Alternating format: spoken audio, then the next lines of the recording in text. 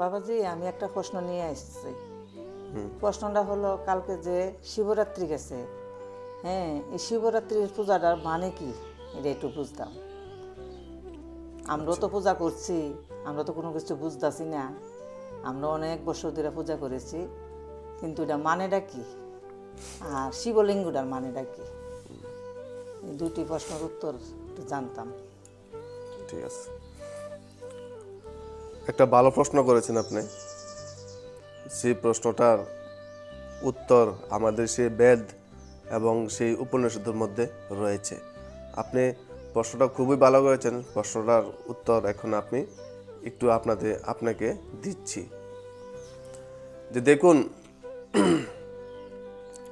যে আমাদের সেই শিবলিঙ্গ, এখন যে আমরা বর্তমানে চলছে পুজো, সব শিব মন্দিরের মধ্যে শিবলিঙ্গকে পুজো করছে। তো শিবলিঙ্গ মানে এটা কি, সেটা আমার সর্বপ্রথম জানতে হবে যে শিবলিঙ্গটা কিসের প্রতীক, মানে এটা কি। তো যদি আমরা জেনে পূজা করি তাহলে আমাদের মঙ্গল হবে। ভগবান একবারও না করছে না যে আমরা পূজা করানোর জন্য, বলছে পূজা করতে, কিন্তু যাকে আমরা পূজা করব, যে জিনিসটাকে আমরা পূজা করছি, যে ভগবানকে পূজা করছি, যে কেই পূজা করছি, তাকে আমরা জেনে নিতে হয়। তো দেখুন, শিবলিঙ্গ কালকে অনেক বীর শিবের মাথার মধ্যে দুধ দিয়ে স্নান করাচ্ছে এবং অনেক ডাবের জল দিয়ে স্নান করাচ্ছে, কিন্তু আসল যে এটা কিসের লিঙ্গ সেটাকে আমরা জানি? নিশ্চয়ই জানি না। তো দেখুন, সে বেদের মধ্যে লেখা রয়েছে, সেই আমাদের সবচেয়ে বড় শিবলিঙ্গর পূজা কোথায় হয়? সেই বেনারস কাশীতে হয়।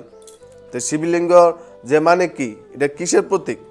লিঙ্গটা যেমন শিবলিঙ্গ হচ্ছে কি একটা প্রতীক, লিঙ্গটা কি একটা প্রতীক, চিহ্ন।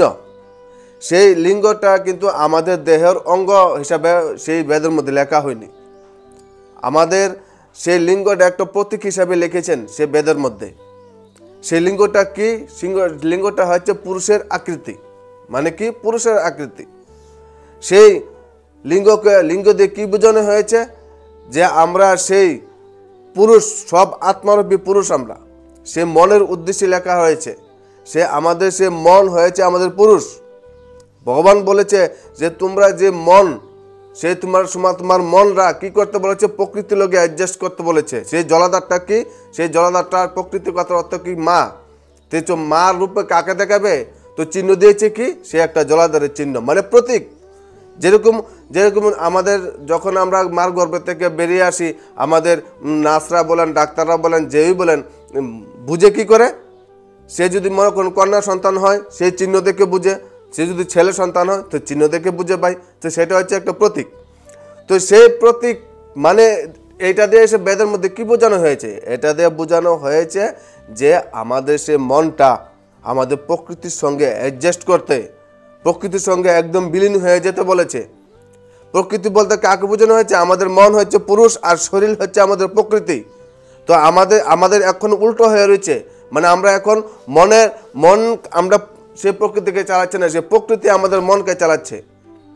তো আসল শিবরাত্রি কবে হবে আমাদের? যতক্ষণ পর্যন্ত আমাদের সেই মনকে আমরা ঠিক না করে, আমাদের প্রকৃতির সঙ্গে অ্যাডজাস্ট না করতে পারবো, ততক্ষণ পর্যন্ত আসল শিবরাত্রি আমাদের পালন হবে না। তো দেখুন, সেই আমাদের বড় বড় পণ্ডিত যারা আছে, বড় বড়, আজকের বর্তমান সমাজে খুব খারাপ লাগে যে শিক্ষিত মানুষ ব্যক্তি কিছু রয়েছে, সে শিক্ষিত ব্যক্তি সুদ্ধা এই শিবলিঙ্গর যে আকারটা সেটাকে ওরা বোঝানোর কোনো চেষ্টাই করে না ভাই, যে এটা কি আসলে কি মহাদেবের লিঙ্গ?